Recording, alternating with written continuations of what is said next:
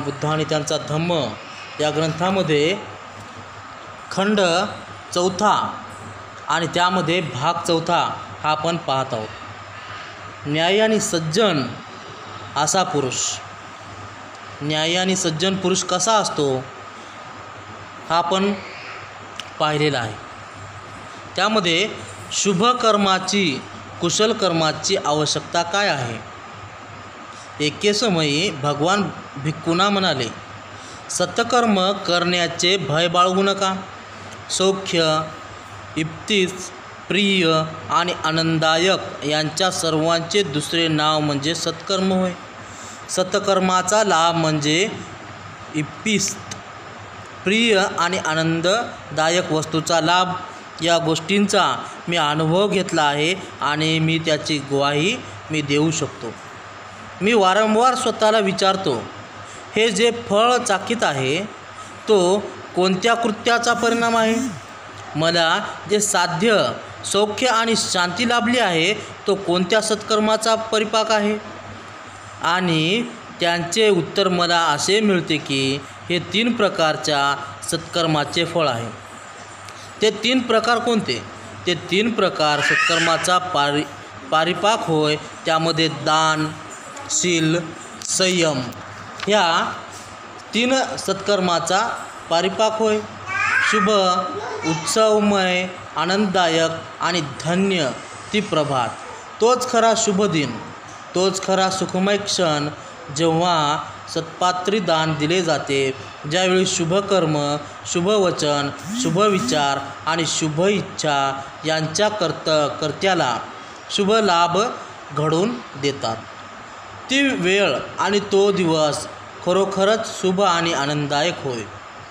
ज्यांना असा लाभ होतो, समृद्धी मिळते, ते खरोखरच सुखी होत। तुम्हीही त्याच्याप्रमाणे समृद्ध, निरामय आणि आपल्या आप्तेष्टांसह सुखी व्हावे। शुभ संकल्पनाची आवश्यकता काय? एके समयी श्रावस्तीतील जेतवनात राहत असताना भगवान भिक्खूंना उद्देशून म्हणाले, पवित्र आणि सुखी जीवनासाठी शुभ संकल्प करण्याची अत्यंत आवश्यकता आहे। कोणते शुभ संकल्प करावेत हे मी तुम्हाला सांगतो, ते तुम्ही ऐका। असा शुभ संकल्प करा की आयुष्यभर मी आपल्या मातापित्यांचे परिपालन करीन, मी माझ्या कुळाच्या कुलपतीचा आदर करीन, माझी वाणी सदैव मृद राहील, मी कोणासंबंधी वाईट बोलणार नाही, स्वार्थाचा कलंक प्रक्षाळून मी माझे अंतःकरण स्वच्छ करेन, औदार्याने शुद्ध हस्ताने दान करण्यास आनंद मानित राहीन, आपल्याला जे लाभले त्याचा भाग दुसऱ्याला देण्यात समाधान मानित राहील, वर मागवण्यास योग्य असा मी पुरुष होईल, आयुष्यभर शांत राहीन, क्रोध उत्पन्न झालाच तर मी त्याला तात्काळ त्याचा निरोध करीन। भिक्खूंनो, असे हे 7 प्रकारचे संकल्प आहेत जे केले असता तुम्ही सुखी आणि पवित्र व्हाल। सदाचरणावरील प्रवचने, तथागतांनी सदाचरणावरील प्रवचने दिली, त्यामध्ये सदाचरण म्हणजे काय? एके समयी भगवान एका थोर भिक्खू संघासह कोशल जनपदात चारिका करत असतात। ते कोशलच्या झाला नावाच्या गावी राहत होते। कोशलच्या झाला या नावाच्या गावी राहत होते। गावाचं नाव काय होतं? झाला। ही वार्ता झालामधील ब्राह्मण कुलपतींच्या कानी आली। त्या भगवान बुद्धाचे दर्शन घेणे बरे असे वाटल्यावर ते झाला ग्रामचे ब्राह्मण भगवंताकडे आले आणि कुशल विचारून भगवंतांच्या बाजूला स्थानापन्न झाले। त्यांनी भगवंतांना सदाचरणाचा अर्थ स्पष्ट करण्यास सांगितला। त्याने भावनोत्सुक ब्राह्मणास भगवंतांनी सांगितले, शारीरिक दुराचाराचे प्रमाण आणि दुष्टपणाचे 3 प्रकार आहेत। वाचिक आणि वैचारिक दुराचाराप्रमाणे अनुकूल 4 व 3 प्रकार आहेत।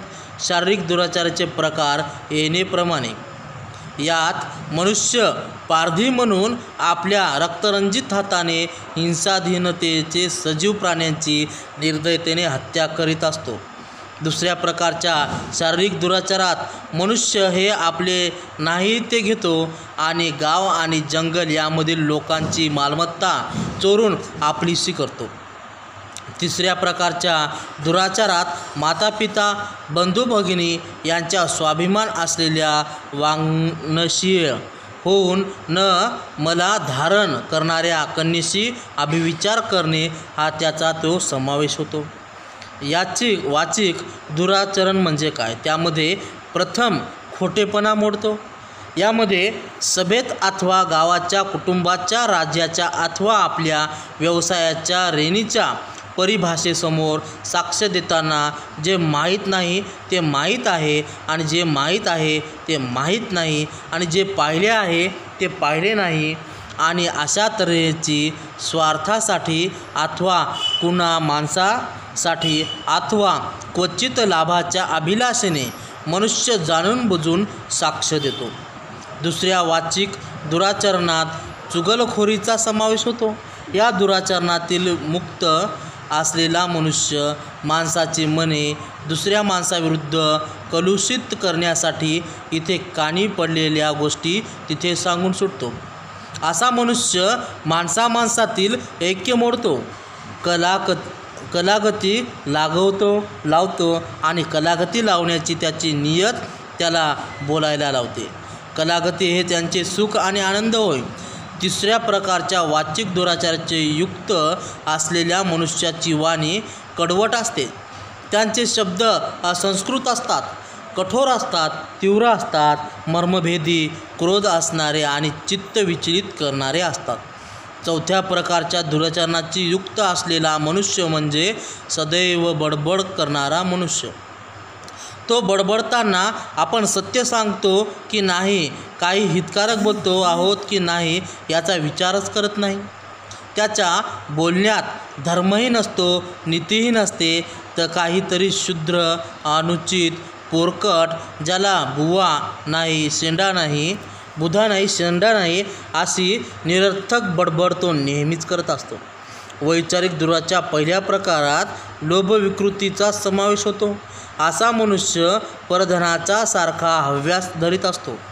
दुसऱ्याच्या धनावर आपला डोळा ठेवत असतो.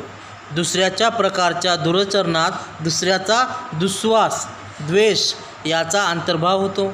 असा मनुष्य दान, त्याग, दक्षिणा अशी काहीच गोष्ट नाही असे मानतो. त्याला वाटते सत्कर्म किंवा असत्कर्म याची फळे भोगावी लागतात हे खरे नव्हे. इहलोक आणि परलोक हे सर्व झूट आहेत असे तो मानतो. आईबाप, आप्तेष्ट यांनाही ते मानत नाही. ज्याची सम्यक मार्गाने जाऊन इह परलोकाचे ज्ञान मिळवले आहे आणि दुसऱ्यांना ते ज्ञान दिले आहे असे श्रमण आणि ब्राह्मण या जगात आहेत, या गोष्टीवर त्याचा विश्वास नसतो. याच्या उलट शारीरिक, वाचिक आणि वैचारिक सदाचरणाचे अनुक्रमे 3, 4 आणि 3 प्रकार आहेत. शारीरिक सदाचरणाचा पहिल्या प्रकारात मनुष्य कोणत्याही जीवाची हत्या करण्यापासून दूर राहतो. आपला दंडा किंवा तलवार यांचा त्याग करतो. तो निरपराधी व दयामय बनतो. सर्व सजीव प्राण्यासंबंधी करुणामय असे जीवन जगत असतो. दुसऱ्या प्रकारचे शारीरिक सदाचरण म्हणजे दिल्याशिवाय दुसऱ्याचे न घेणे आणि प्रामाणिकपणे जगणे होय. तिसऱ्या प्रकारात सर्व प्रकारच्या वैश्विक मिथ्याचाराचा त्याग करणे, अभिविचारी राहणे याचा समावेश होतो. अशा सदाचारणी मनुष्य आईबाप, बंधू भगिनी, आप्तेष्टांचा स्वाभिमान स्वाधीन असलेला, जिच्या गळ्यात माळ आहे अशा कन्येशी तो वैश्विक संबंध ठेवत नाही. वाचिक सदाचरणाच्या पहिल्या प्रकारात मनुष्य असत्य भाषण सोडून देतो, असत्याचा त्याग करतो, त्यापासून दूर राहतो. त्याला सभेसमोर किंवा गाव, कुटुंब, राजकुल अथवा आपल्या व्यवसायाच्या श्रेणीसमोर साक्ष द्यावयास सांगितले असता ते माहीत नाही, तो माहीत नाही म्हणतो आणि जे पाहिलं आहे ते पाहिलं आहे आणि जे पाहिलं नाही ते पाहिलं नाही म्हणून सांगतो. आणि स्वार्थासाठी, दुसऱ्यासाठी अथवा क्षुद्र लाभासाठी तो कधीही बुद्धिपुरस्सर खोटे बोलत नाही. दुसऱ्या प्रकारच्या वाचिक सदाचरणात मनुष्य चुगलखोरीचा त्याग करतो, निंदेपासून परावृत्त होतो, लोकांमध्ये कलागती लावण्यासाठी जे इथे ऐकले तिथल्या लोकांना सांगत नाही आणि जे इथे ऐकले ते इथल्या लोकांना सांगत नाही. तो ऐक्य निर्माता आणि प्रेमभाव वाढविणारा आहे. माणसामाणसात सुसंवाद ऐक्य राहणे हेच त्यांचे सुख आणि आनंद होत. तिसऱ्या प्रकारच्या वाचिक सदाचरणात मनुष्य कटू शब्दाचा त्याग करतो, त्यापासून परावृत्त होतो. जो काही बोलतो त्यात खवटचपणा नसतो. त्यांचे भाषण आल्हाददायक, मैत्रीचे, कळकळीचे, सुसंस्कृत, हितकर आणि सर्वांना स्वागतार्ह असते. चौथ्या प्रकारच्या वाचिक सदाचरणात मनुष्य व्यर्थ बडबड करीत नाही. तो उचित आणि वास्तविक आणि नेहमी लाभदायक असे बोलतो. योग्य, संस्मरणीय, उद्बोधक, व्यतिरिक्त आणि अतिहितकर अशा रीतीने तो धर्म आणि नीतीसंबंधी भाषण करतो. वैचारिक सदाचरणाच्या पहिल्या प्रकारात मनुष्याच्या ठिकाणी लोभ, विष्टपणाचा अभाव असतो. परधन आपले व्हावे अशी भाव तो कधीही धरत नाही. दुसऱ्यासंबंधी दुस्वास अथवा द्वेष यांना तो आपल्या विचारात स्थान देतच नाही. आपल्या सभोवतालचे प्राणी निर्वैर, सुखी, सुरक्षित आणि कोणत्याही प्रकारच्या शत्रुत्वापासून आणि छळापासून दूर राहावे अशी त्याची इच्छा असते. त्याची दृष्टी, सम्यक आणि संकल्प हे प्रमादरहित असे असतात. दुराचरण आणि सदाचरण याचा मी असा अर्थ लावतो. सदाचरणाची आवश्यकता काय आहे? एकदा भगवंतांनी पाटली गावातील आपल्या उपासकांना असा संदेश दिला, दुष्ट आणि अनीतिमान मनुष्याला आळसामुळे द्रव्यहानी सोसावी लागते. नंतर त्याची अपकीर्ती जगात पसरते आणि लोक त्याला मान देईनासे होतात. ज्या लोकांच्या समाजात जो जातो, मग तो क्षत्रिय असोत, ब्राह्मण असोत, गृहपती असोत अथवा श्रमण असोत, त्यांच्यामध्ये तो लाजतो आणि मनात गोंधळतो. तो निर्भय नसतो. हा त्याचा तिसरा तोटा होईल. परत त्याला मानसिक शांती लाभत नाही. अशाच मानसिक अशांततेचे मरण ओढावते. हा त्याचा तिसरा तोटा होय. आणि अनीतिमान माणसाची हे ग्रहस्थो अशा प्रकारची हानी होते. याच्या उलट जी माणसे सज्जनशीलवान आहेत त्यांना काय लाभ होतो याचा विचार करा. सज्जनशीलवान मनुष्याला त्यांच्या परिश्रमामुळे विपुल द्रव्यलाभ होतो. त्याची सत्कीर्ती जगभर पसरते. त्याला सर्वत्र मान मिळतो. तो क्षत्रियांच्या, ब्राह्मणाच्या, गृहपतींच्या अथवा श्रमणाच्या समाजात जाऊन तिथे निसंकोच आणि आत्मविश्वासाने प्रवेश करीत असतो. त्याला मानसिक शांती लाभलेली असते. काहीही मरतेप समयी तो शांतचित्तेने देहत्याग करतो. मूर्ख मनुष्याला तो मूर्खपणाने जे पाप करीत असतो त्यातील मूर्खपणा कळत नाही. अग्नीप्रमाणे त्याचे पापे त्याचा नाश करीत असतात. जो कोणी निरुपद्रवी, निष्पाप अशा प्राण्याला दुःख देतो त्याच्या वाट्याला महान आपदा, मानसिक अशांती, आपतेष्टांचा वियोग आणि द्रव्यहानी देत असते. सदाचार आणि जगाचा अधिकार. एके समयी भगवान खारीना येथे दाणे खायला घालीत त्या राजगृहातील वेळुवनात राहत होते. त्यावेळी स्थविर सारिपुत्र एका मोठ्या भिक्खू संघासह दक्षिणा पहाडामध्ये चारिका करीत होते. वाटेत राजगृहामध्ये राहिलेला एक भिक्खू सारिपुत्ताला भेटला. औपचारिक अभिवादनाने प्रकार झाल्यावर सारिपुत्ताने त्याला भगवंताचा कुशल समाचार विचारला. भिक्खूने भगवंत व भिक्खू संघ यांचे कुशल सांगितले. त्याचप्रमाणे सारिपुत्ताने विचारल्यावरून राजगृह नगरात पालासी राहणाऱ्या धनंजानी ब्राह्मणाचा कुशल समाचार सांगितला. सारिपुत्तानो त्या पुढील विचारले, ब्राह्मण धनंजानी अप्रमादपूर्वक वागतो काय?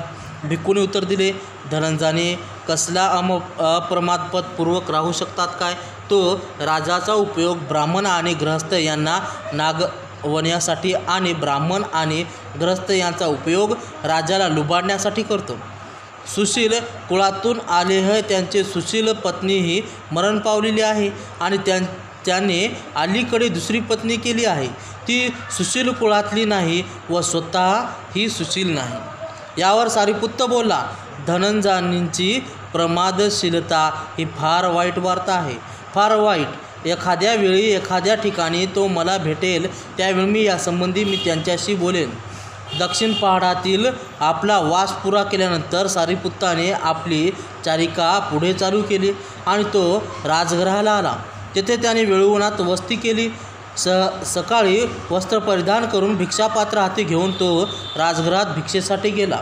त्यावेळी ब्राह्मण धनंजयाने त्यांच्या गायीचे दूध ज्या कुरणात काढले जात होते तेथे देखरेख करण्यासाठी गेला होता.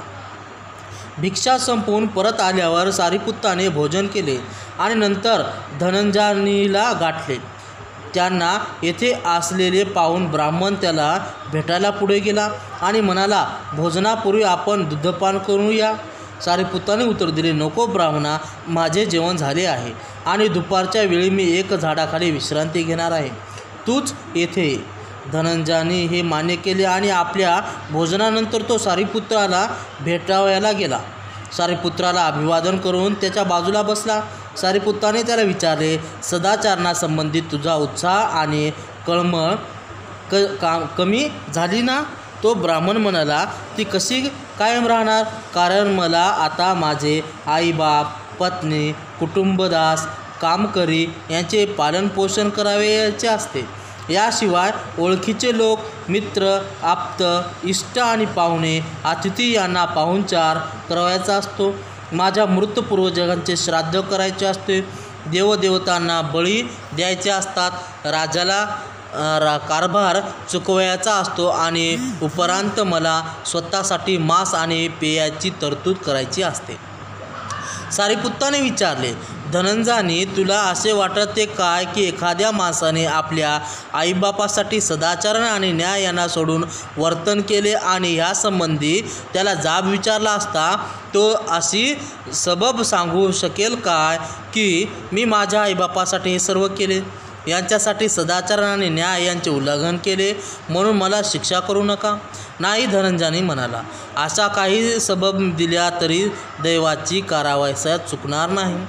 सारिपुत्त तो स्वतः किंवा त्याची पत्नी आणि कुटुंब यांच्या संबंधी असे समर्थन करू लागेल की त्याने केलेले न्याय आणि सदाचाराचे उल्लंघन हे आमच्यासाठी केले आहे, तर त्याचा काही उपयोग होईल काय? आणि तो म्हणाला, नाही.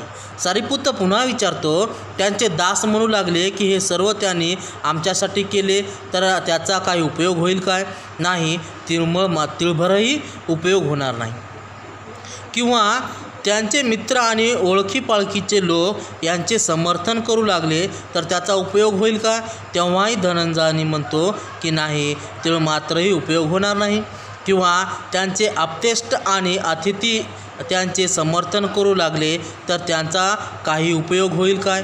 नाही, तिळ मात्रही नाही.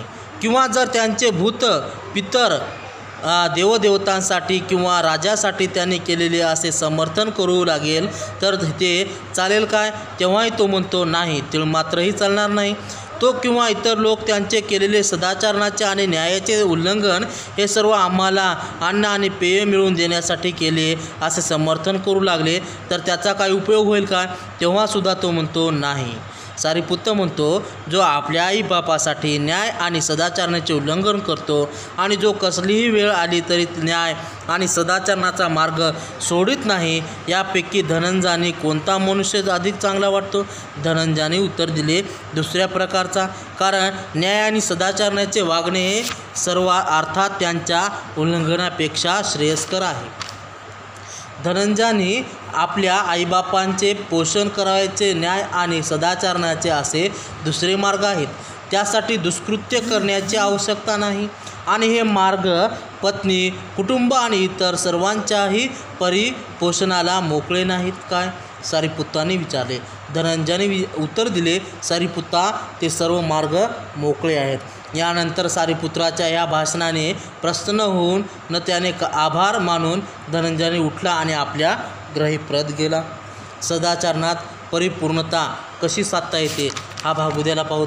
साधू साधू साधू. भगवान